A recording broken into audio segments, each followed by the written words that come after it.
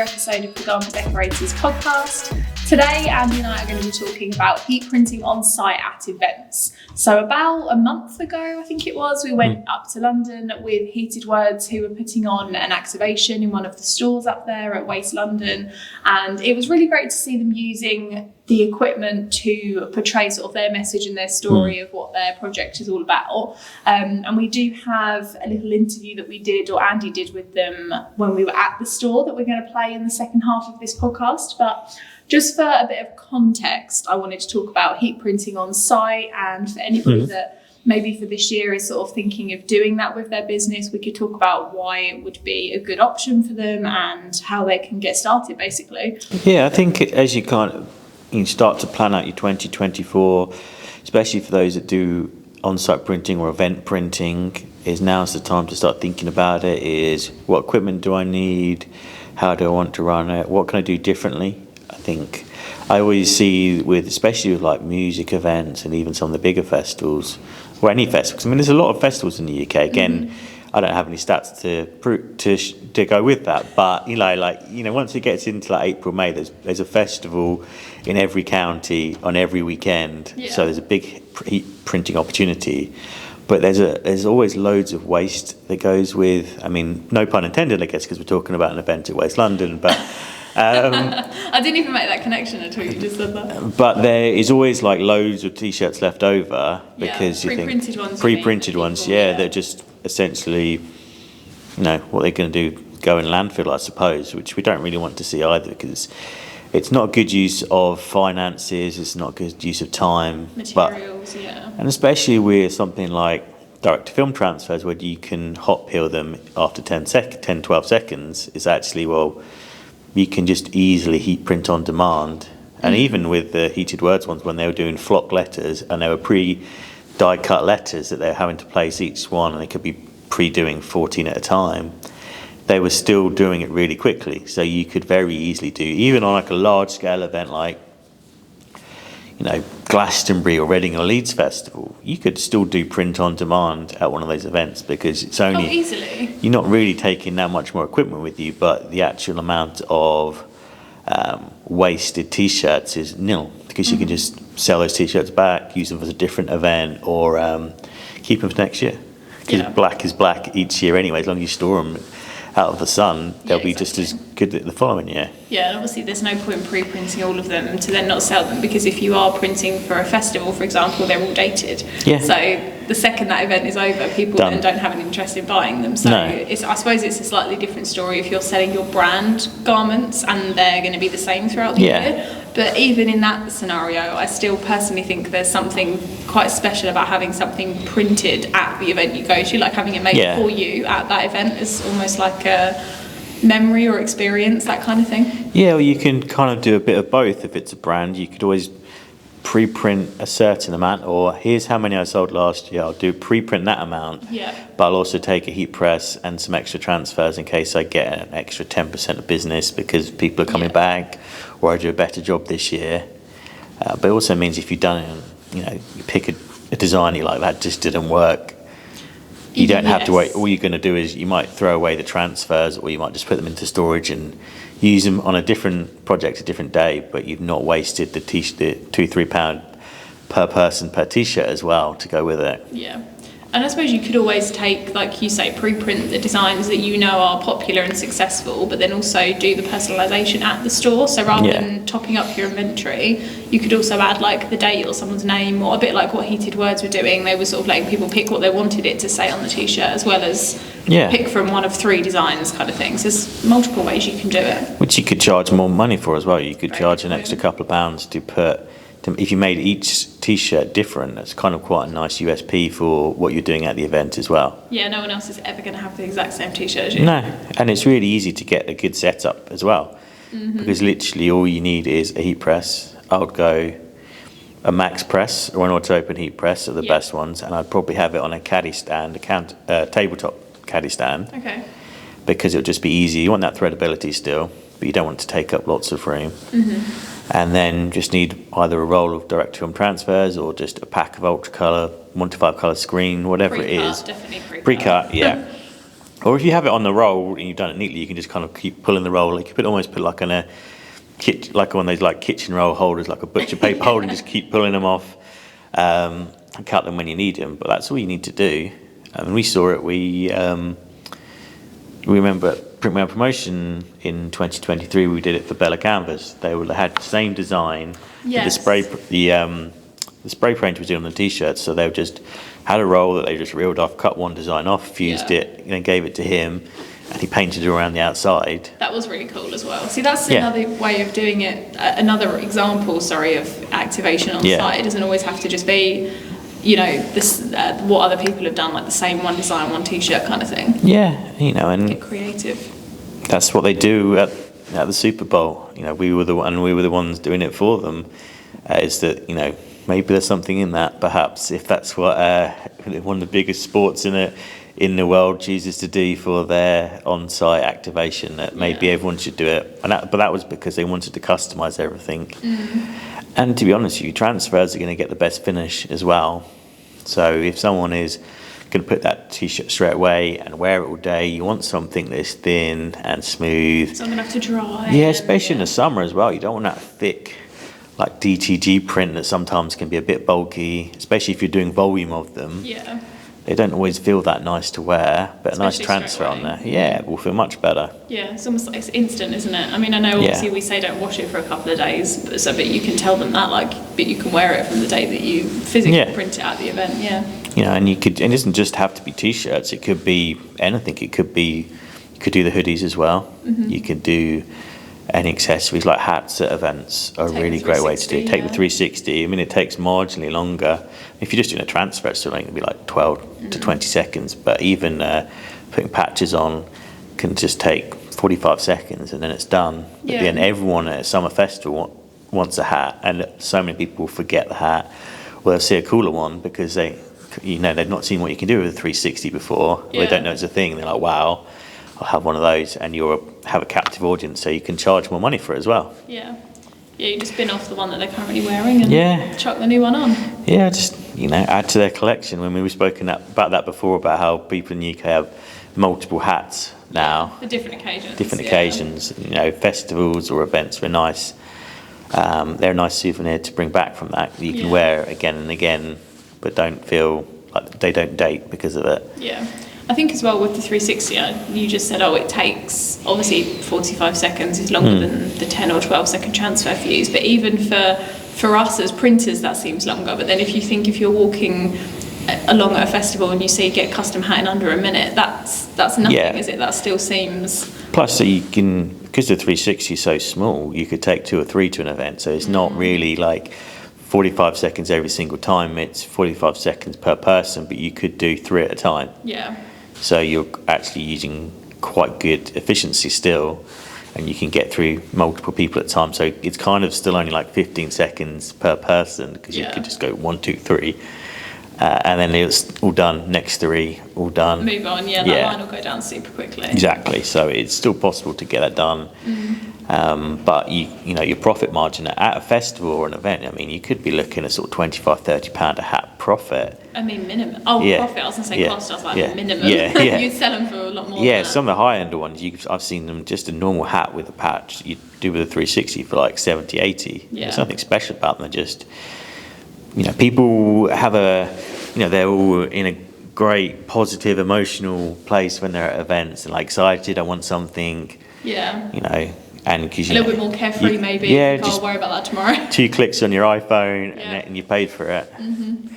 It's easy like that. So, but that could be true of any single event. Anyway, it doesn't have to be like a music festival. It could just be like a summer fete that people are selling T-shirts out, or any kind of, I don't know, a football tournament or rugby sevens tournament. You could just have stuff going on the side, or even just like a beer festival. I mean, there's lots of them in the UK. We're definitely not short of those. People just want the merchandise, don't they? Yeah, it just gives them a nice memory, especially if you can get a cool design done on it. Yeah. Then people will wear that top. So then it's it's just easy, isn't it? Yeah. That's and the thing. Quality of what you guys listening will print will be so much better than what we've both personally experienced at concerts and sports games. And you know, some stuff you get is of good quality, but then sometimes you get like the scratchy t-shirt with the rough print, and you think, I'm still paying like £50 for this t-shirt, and I know that it cost however much to make, and it's not even that comfortable to wear. Like, you either won't buy them or you'll regret it the second you get home. So there really is an opportunity to produce the higher quality level of garment printing in that sense. Yeah, and we saw that at the Heated Words event at Waste London. Is that 100%. They just had the Auto Open, they had their flock letters, and they were going, you know, like I said, they were having to singly place each letter, but they were still going through it really quickly, and it proved a really fun event. People were having a great time. They got everyone got to have a unique top, but it was also kind of timeless because of the nature of their project they're on. And Rory will explain more about that in the interview that we get to in a minute. But, you know, people had a real good feeling from actually seeing the behind the curtain of how it's made as well. I think they all kind of quite enjoyed seeing how the heat press did it, and had a bit of a wow factor and a bit of a buzz because of that too. Yeah, and like you say, it's just so easy to do, isn't it? I think people, when you say, oh, you know, live heat printing or heat print on site, it almost seems like a massive, overwhelming task of, oh no, I couldn't do that. But it's so easy to do with the heat press now. Exactly. It's, you know, you pull it up and it's up and down. That's it. Yeah, plug it in. You just need to, you know, you have a good electrical connection, and that's it. You're off. Yeah. You just go and go and go. I'd definitely recommend the Auto Open though, because if you end up talking to people and then you haven't remembered to pull your max clamp up, I think the Auto would be a good idea. Even in retail activations, you see the Hotronix Auto and the Max quite a lot. So next time you're out in the shops and you see, even if it's got a tiny DTG printer, or rather than just transfers, you'll often see it's always the Hotronix and the Auto, because you want guaranteed consistency, and you want to be able to take that press around the UK or around the world, depending where you're listening to this. So that's always good to have a dependable press. But as we say, we saw this in action at Waste London a couple of weeks ago. And one of the things we did while we're there was I got to interview Rory from Heated Words. So we're going to go to that interview. I think it was Charlie you interviewed. You might want to say that again. Sorry, thank you. Just in case. Yeah, no, you're all right. So I got to interview Charlie from Heated Words, have a really exciting project. He's going to explain all about their book and the project they're working on in this interview. So I'm really pleased that we finally got to spend some time talking to them about it, because it's a really interesting journey they're on, and a different angle of heat printing and heat printing within the culture of the last 30, 40 years. So we'll head over to that interview now. Hi, it's Andy from STAHLS. I'm here today at Waste in London on Hackney Road. I've come to see the fantastic pop-up that Heated Words is doing. I'm here with Charlie from Heated Words. Thank you so much for letting us come and film this event, because it's really exciting, this project you've got going on here. So before we get into the shirts that you're going to be doing today, can you tell us a little bit about the Heated Words project, how it gets started, a little bit more information for everyone? For sure. So Heated Words started about 8 years ago. Essentially, there was old English style typeface that only really, in fact, is only seen as heat press flock lettering. Predominantly from the early 70s through the 80s, and it cropped up everywhere within sort of counterculture, pop culture. So thinking street gangs, breakdancers, hip hop, early hip hop especially. Growing up, myself and my partner Rory on the project were sort of really into that sort of thing. And we always wanted to make a t-shirt with these letters. We always wanted to kind of know where they came from, and I think we always expected somewhere along the line we would figure it out, we would find them. As we kind of literally went from our teens into our 20s and then our 30s, we still were none the wiser. And we basically said one night that if we don't figure this out, no one is going to figure it out. So we started to kind of research it. We kind of had, like I said, we'd seen this thing crop up in a few places, and that led on to finding more images or little, nuggets of information or understanding, like heat pressing and flocking and all these processes. And as that kind of carried on, we accumulated all this stuff. So we did an exhibition in London about 8 years ago. We did an exhibition in London, thinking that'll be the end of it. Nice little project. All it did climbed Everest. Except for that we weren't. We were not even at base camp. So we sort of dutifully kind of carried on researching it. We started to make a documentary. COVID rolled around.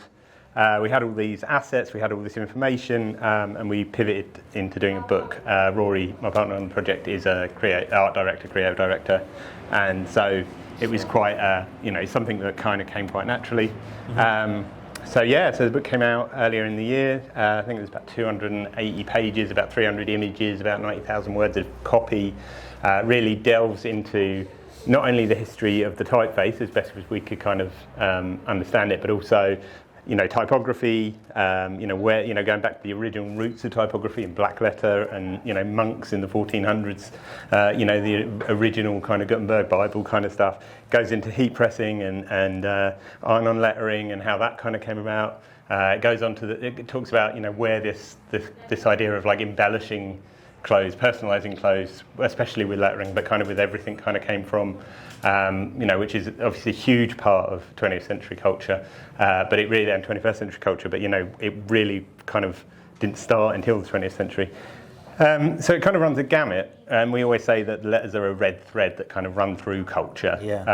And because of that, it gives you a really unique insight into all of these things, some of which have been written about a million times, the history of hip-hop, the history of punk.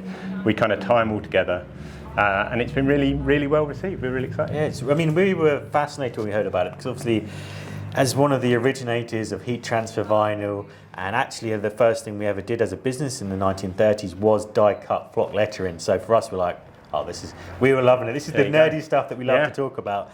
But it was really fascinating for everyone involved in STAHLS, because I showed your font to quite a few people, and they're like, oh yeah, that's STAHLS Old English, or it's this Old English.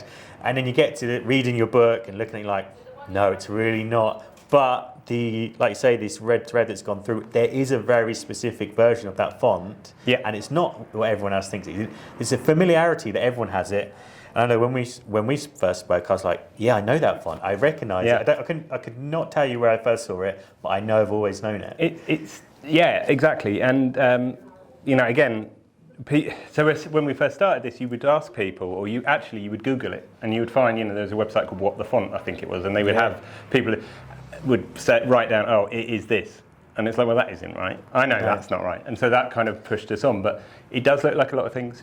Every day on Instagram, somebody sends us a photograph, and it will be one of the other Old English, iron-on typefaces.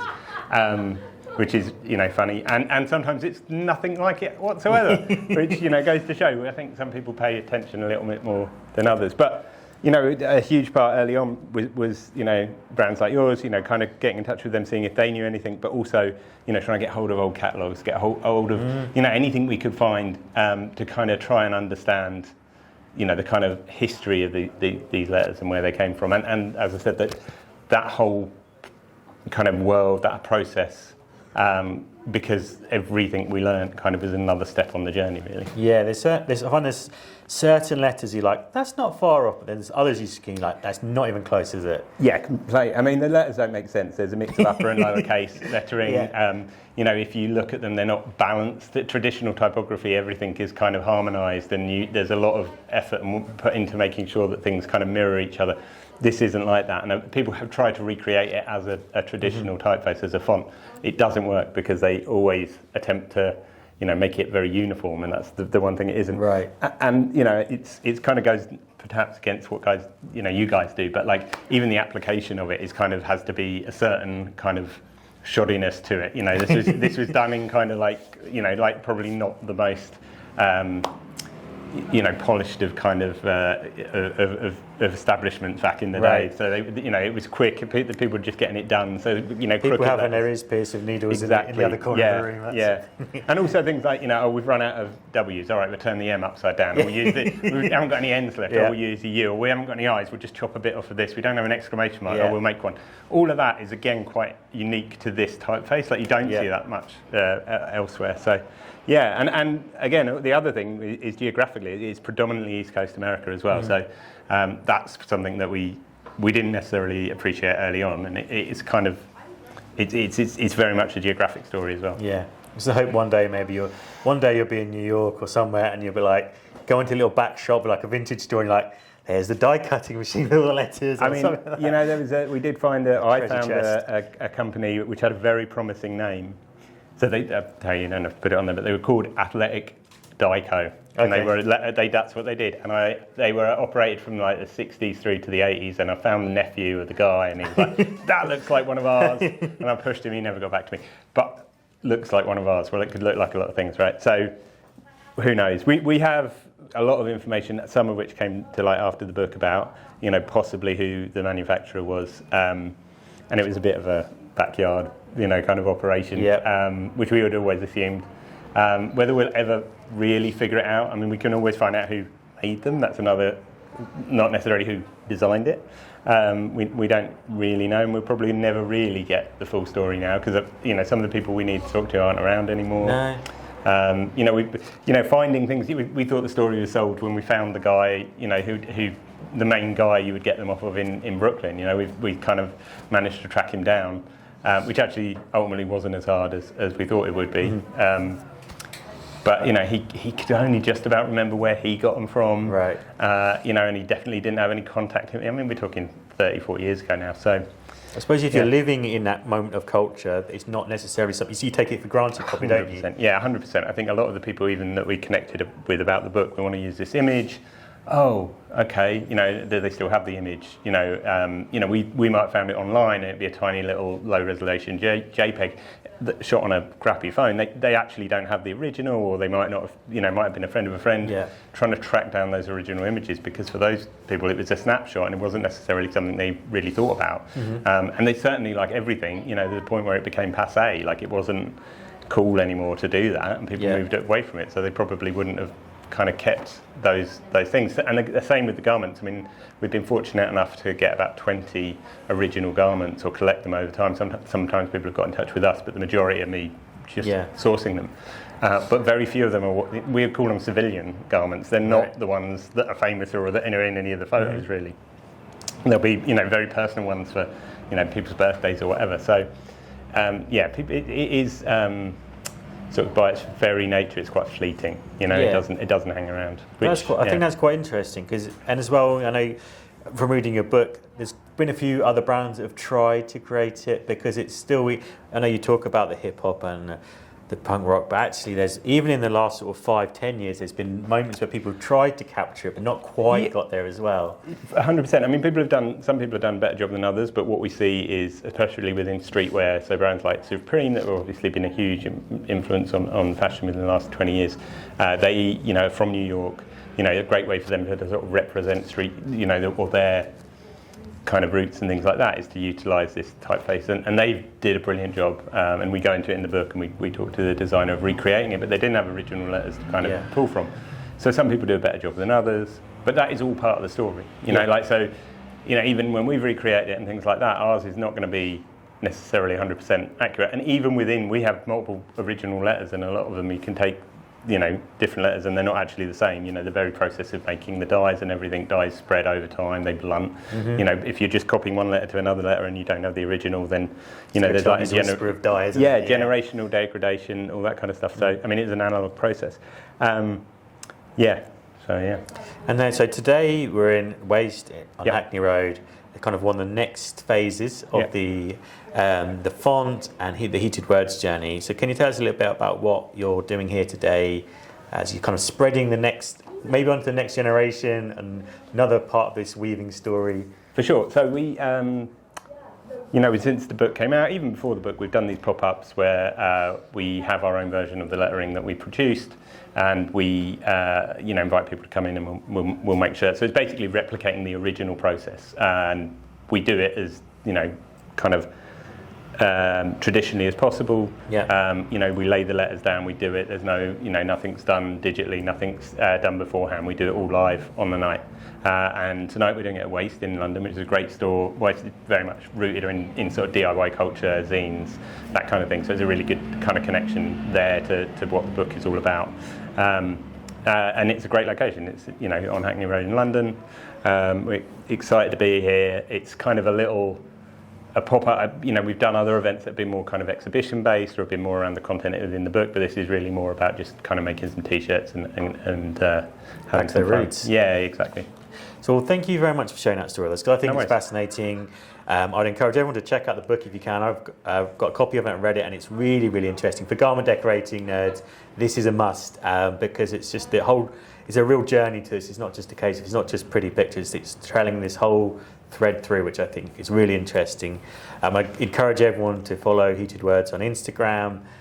Because you'll be able to see more of this journey. Every time I speak to you, it seems like you've uncovered a new layer to this onion, and there's a new place or a new reference where you found in pop culture where this exists. Yep. So it's an ever-growing story, which will hope, in a way, almost hope you don't find out the answer because it's more fun that way. Yeah, no, it's always going on, and if anybody out there knows any more or they've got some ideas, let us know. Yeah, leave a comment, and I'll forward it on to Charlie so he can find out about it.